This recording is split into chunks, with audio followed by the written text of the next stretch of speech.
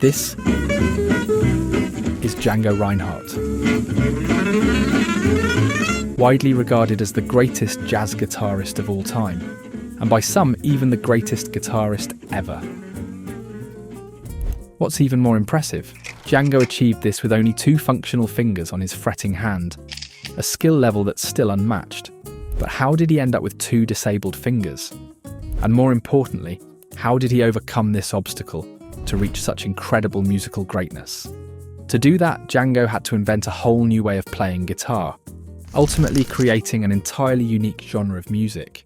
Django Reinhardt was born in 1910 in Liberquies, Belgium, to a French Manouche Romani family. His father, Jean-Eugene Weiss, used the surname Reinhardt to avoid military conscription. His mother, Laurence, was a dancer.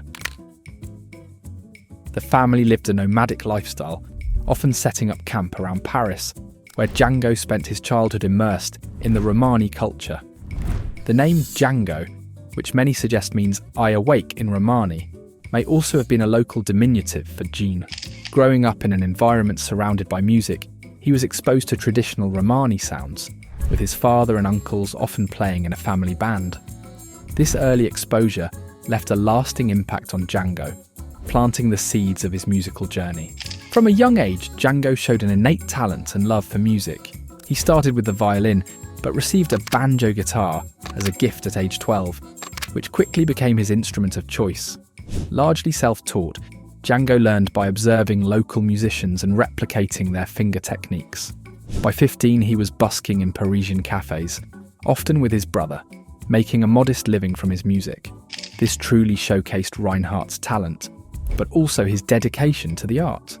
Him and his friends walked for hours by foot back and forth to the streets and cafes of Paris, where they would perform. Despite his limited formal education, Django's natural musical ability set him on a path that would redefine the role of the guitar in jazz and beyond. However, by this time he had not yet ventured into jazz. Also, he still had a full set of functioning fingers.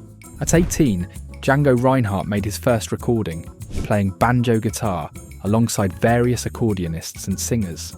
By this time, his talent had begun to attract international attention, catching the interest of British band leader Jack Hilton, who travelled to France specifically to hear him play. Impressed by what he saw, Hilton offered Reinhardt a position in his band, a job Django eagerly accepted. However, just before he was set to join the band, a life-altering accident occurred. On the night of November 2nd, 1928, while Reinhardt and his wife were sleeping in their caravan, a candle was accidentally knocked over, igniting a fire that quickly engulfed the vehicle. Though both managed to escape, Reinhardt was severely injured, suffering extensive burns across half his body. His injuries were so severe that doctors initially recommended amputating his right leg, a suggestion he refused, eventually regaining his ability to walk with the aid of a cane. Most devastating for his musical career, 2 fingers on his left hand, his ring and little fingers, were permanently damaged in the fire, leaving him with only his index and middle fingers functional on that hand. Doctors told him he would never play guitar again, but giving up was simply not an option for Reinhardt. It was from here on out that Reinhardt would redefine his musical style completely. Several guitarists have cemented their place in history by bringing new techniques and vocabulary to the instrument. Merle Travis and Chet Atkins built a loyal following with their thumb-picking, alternating bass style. Charlie Christian demonstrated how the guitar could take the lead role in jazz. And not to mention Jimi Hendrix. The electric guitar was never really the same after. Although these guitarists introduced something completely new to the instrument, it's hard to say that any of them single-handedly created a whole new style of folk music. But this is exactly what Django Reinhardt did. His tragic injury transformed his approach to guitar playing and birthed a distinct musical style. The injury made conventional chord shapes nearly impossible, but instead of giving up, Reinhardt adapted, trading typical bar chords for alternative voicings like major 7 and minor 7 chords.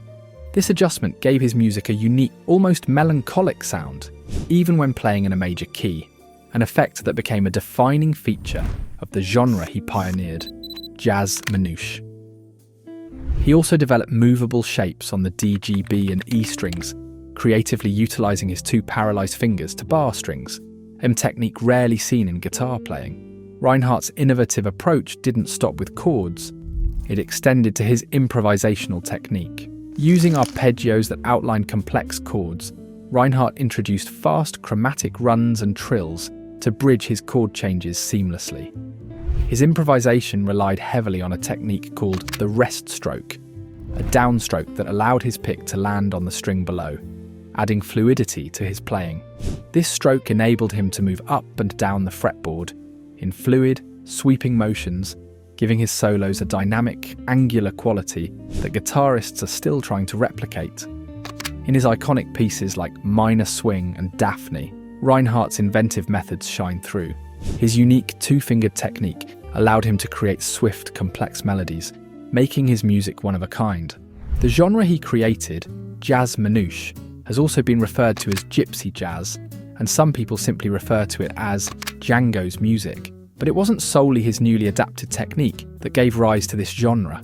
It was a combination of that, and the jazz scene that was developing in Europe at the time. In the early 1930s, Django Reinhardt discovered the vibrant sounds of American jazz as it made its way to France, exposing him to legends like Duke Ellington and Louis Armstrong. Captivated, he set out to replicate the intricate melodies of Armstrong's trumpet and adapt jazz standards by ear, a skill that stemmed from his Romani upbringing. Eager to find musicians who shared his fascination, he soon met violinist Stéphane Grappelli, another jazz enthusiast. Together with Reinhardt's brother Joseph, bassist Louis Vola, and rhythm guitarist Roger Chaput, they formed the Quintet du Hot Club de France, an all-string quintet and a band that would make history. Without a traditional drum or horn section, the Hot Club developed a signature style that became known as la pompe, a percussive, syncopated rhythm that helped drive their high-energy tempos. Grappelli's violin and Reinhardt's guitar carried the melodies, pushing the guitar to the forefront as both a rhythmic and lead instrument. Their unique setup showcased Reinhardt's virtuosity, bringing new life to jazz with complex guitar-led improvisations. Their innovative sound quickly gained a following, drawing the attention of American jazz musicians and singers, and even led to collaborations with notable American jazz artists like Coleman Hawkins and Benny Carter. These musical exchanges enriched Reinhardt's style and was, together with his newly adapted two-finger technique, pivotal for the development for the genre, jazz manouche. In an attempt to describe the genre, it blended American swing, traditional Romani music, and the lively musette waltz, creating a genre marked by rapid tempos and complex improvisations. And it certainly remains influential to this day. Django Reinhardt's influence on music extends well beyond jazz, touching musicians across genres and generations. Jeff Beck once called him the most astonishing guitarist ever, and Jimmy Page, Tony Iommi, and Willie Nelson have cited Django's transformative effect on their playing. His inventive techniques, like sweeping arpeggios, fluid chromatic runs, and the seamless blend of minor and major scales, redefined what was possible on the guitar. Reinhardt's two-fingered mastery even inspired other musicians with injuries, such as Iommi and Jerry Garcia, both of whom credited Django with showing them how to excel despite their limitations. As Garcia noted, Django combined incredible speed with a depth of expression that guitarists have rarely matched, capturing a fullness of expression that resonates through each note. Reinhardt's legacy also lives on in the genre he pioneered, jazz manouche, which continues to draw new audiences and musicians.